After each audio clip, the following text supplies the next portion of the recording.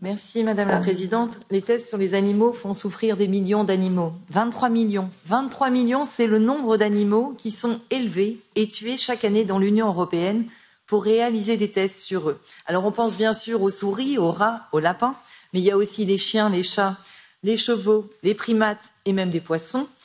À Ghana, dans l'Allier, ce sont près de 2000 chiens, des beagles, qui sont élevés dans des enclos avant d'être vendus à des laboratoires. Donc ils naissent, on les élève dans des petits enclos et ensuite ils sont vendus à des laboratoires.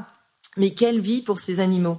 On importe chaque année des centaines de primates qui sont élevés dans des conditions horribles à Madagascar. Alors, la directive de 2010 relative à la protection des animaux utilisés à des fins scientifiques avait représenté un grand pas en avant.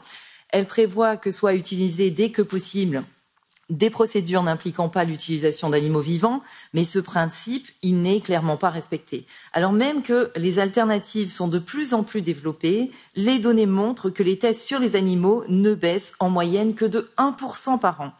Alors surtout, on voit que les tests sur les animaux sont moins efficaces que d'autres méthodes.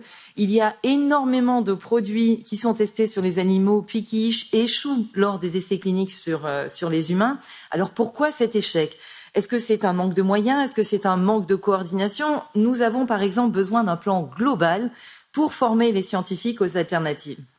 Je pense qu'il faut aussi adopter des mesures claires, comme par exemple interdire les tests sur des animaux dès qu'il existe des alternatives. Il est grand temps d'entamer une transition vers une science sans tests sur les animaux. Et je voulais encore remercier les initiateurs de l'initiative citoyenne, les millions de citoyennes et citoyens qui ont signé et les millions de bénévoles, les milliers de bénévoles qui se sont mobilisés pour collecter ces signatures et qui se mobilisent partout pour mettre fin à des souffrances inacceptables. Et nous avons aussi besoin d'un commissaire dédié au bien-être animal. Merci.